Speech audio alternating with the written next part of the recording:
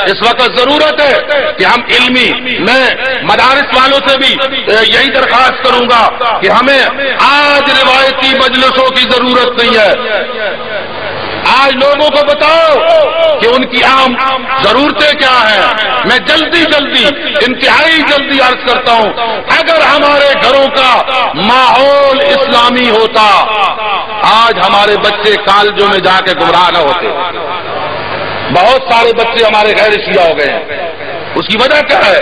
پہلا مدرسہ گھر تھا، گھر سے ان کو کوئی تعلیم نہیں ملی، وہ گھر سے آ رہی تھے، شیعت کے بارے میں آگاہ نہ تھے، جب دوسروں کے ہاتھ چڑھے گمراہ ہو گئے۔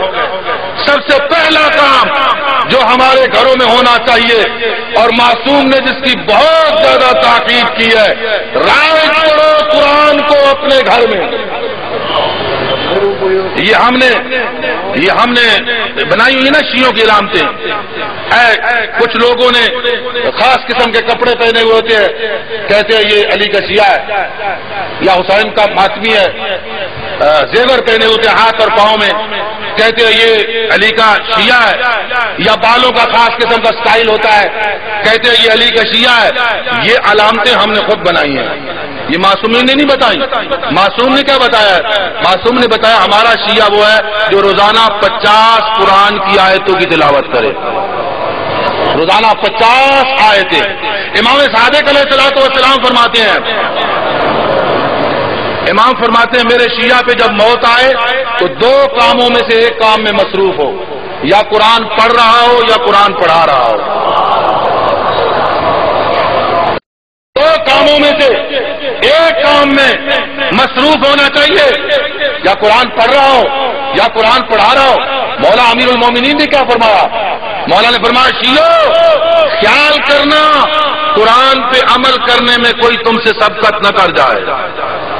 کیا حضور نے نہیں فرمایا انی تارک فیکم الثقلین کتاب اللہ و عترتی اہل بیتی ما ان تمسکتم بہما، اگر تم نے قرآن اور اہل بیت سے تمسک کیا تو کامیاب ہوگے۔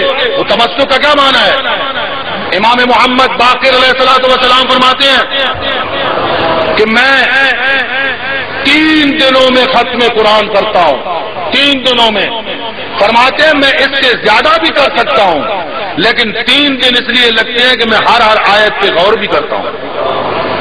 فقط پڑھنا کافی نہیں ہے، غور کرنا بھی ضروری ہے کہ جو انسان پڑھ رہا ہو، آپ کوئی ترجمہ، کوئی کسی عالم دین کا جن کے اوپر آپ کو اعتماد ہے، اور میں غالباً شاید ساری باتیں نہیں عرض کر سکوں گا، علامہ حافظ سیف اللہ مرحوم جو اس مدرسے کے بہت بڑے معاون تھے، ان کی ایک بات عرض کر کے آپ کی زحمت کو ختم کرتا ہوں۔ وہ فرماتے تھے شیعو دین کس سے لوگے؟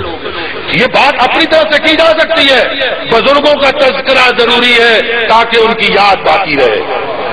فرماتے تھے شیعو دین کس سے لوگے؟ پیغمبر دنیا سے رخصت ہو گئے، امام 11 شہادت کے درجے پہ فائز ہو گئے، 12ویں امام پردہ غیبت میں ہے، ان سے ملاقات ہوتی نہیں۔ مجتہدین کوئی عراق میں بیٹھا ہے، کوئی ایران میں بیٹھا ہے، علماء پاکستان کے مولوی سب وہابی، ان پہ ہمارا اعتماد نہیں۔ اچھا دین کس سے لوگے؟ وہ فرماتے تھے میں بتاتا ہوں، 5 کتابیں گھر میں رکھ لو، ان کا خود مطالعہ کرو، اس پہ عمل کرو، علی ابن ابی طالب کے صحیح شیعہ بن جاؤ گے۔ سب سے پہلی کتاب قرآن مجید، اللہ کی مقدس کتاب قرآن مجید، اس کو باقاعدگی سے پڑھو، ترجمے کے ساتھ پڑھو۔ قرآن نے جگہ جگہ پہ تدبر، تعقل، تفکر کا حکم دیا ہے۔ سوچو بچار کرو، آیت پڑھو اور سوچو۔ فرمایا ایک قرآن مجید اللہ کی مقدس کتاب، دوسرا نہج البلاغہ امیر المومنین کا کلام نہج البلاغہ، روزانہ ہفتے میں 1 خطبہ ضرور پڑھو۔ تیسرا صحیفہ سجادیہ، اپنے صحیفہ امام معصوم کی دعاؤں کی کتاب۔ چوتھا کسی مستند عالم دین کی عقائد کی کتاب اعتقادی شیخ صدوق علیہ الرحمہ اپنے گھر میں رکھے، اور 5ویں اپنے مجتہد کی کتاب، جس مجتہد کی آپ تقلید کرتے ہیں، یہ ایک مختصر سی لائبریری، 5 کتابوں کی لائبریری اپنے گھر میں بنا کے رکھے، خود بھی پڑھے، آپ کو یہاں سے عقیدہ بھی ملے گا، عمل بھی ملے گا، اخلاق بھی ملے گا، اور سیرت معصوم بھی ملے گی، اور سب سے بڑی بات یہ ہے کہ کوئی کافر، مشرک، مرتد، گمراہ آپ کو گمراہ نہیں کر سکے گا۔ جب آپ کے پاس قرآن ہوگا، نہج البلاغہ ہوگا، صحیفہ سجادیہ ہوگا، جس طرح مولا امیر المومنین اس وقت تنہا تھے، آج بھی تنہا ہے، اس وقت امیر المومنین سے کوئی استفادہ کرنے والا نہیں تھا، آج نہج البلاغہ سے کوئی استفادہ کرنے والا نہیں ہے۔ دوسری بات، نمازوں کو پابندی کے ساتھ، تمام نمازوں کو پابندی کے ساتھ اور اول وقت میں بجا لائیں۔ مولا امیر المومنین فرماتے ہیں، کسی نے پوچھا مولا دوست کس کو بنایا جائے؟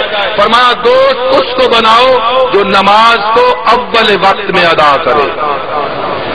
اس کا مطلب ہے جو نہیں پڑھتا اس کا تو کہیں تذکرہ ہی نہیں ہے۔ فرمایا جو اول وقت میں نماز کو بجا لاتا ہے اس کو اپنا دوست بناؤ۔ فرمایا تمام نمازوں کو پابندی کے ساتھ بجا لاؤ۔ اور تیسرا فرمایا کہ اپنے ایک مخصوص وقت 24 گھنٹوں میں آپ 1 گھنٹہ 8 گھنٹہ مقرر کریں مناجات کا، جب آپ اپنے رب سے مناجات کر رہے ہیں۔ اگر آپ اپنی تربیت چاہتے ہیں، اپنے بچوں کی تربیت چاہتے ہیں، بچوں کے لیے بھی مقرر کریں، جہاں سوائے مناجات کے آپ صحیفے سجادیہ کی ایک دعا اٹھا لیں، اردو ترجمے کے ساتھ پڑھیں اور اپنے پروردگار سے مناجات کریں۔ ایک عرصے تک آپ اس عمل کو جاری رکھیں، دیکھیں آپ کے اندر کتنی تبدیلی آتی ہے۔ اور تیسرا ہے علمی محافل و مجالس کا انعقاد۔ یہ جس ایک سلسلہ شروع ہو گیا ہے، اس کے 2 پروگرام اس سلسلے کے ہو چکے ہیں، ایک سیمینار چنیوٹ میں ہو چکا ہے اور ایک حال ہی میں سرگودا میں ہو چکا ہے۔ اس وقت ضرورت ہے کہ ملتان کے مرکزی مقامات پہ خالصتاً پڑھے لکھے لوگ شیعہ جو ہیں ان کو ایک جگہ پہ جمع کیا جائے، اور علماء کرام جتنے اس وقت متنازع مسائل ہیں اور شکایت اسٹیج پہ چھیڑے جا رہے ہیں ان پہ سیر حاصل پاس کرے۔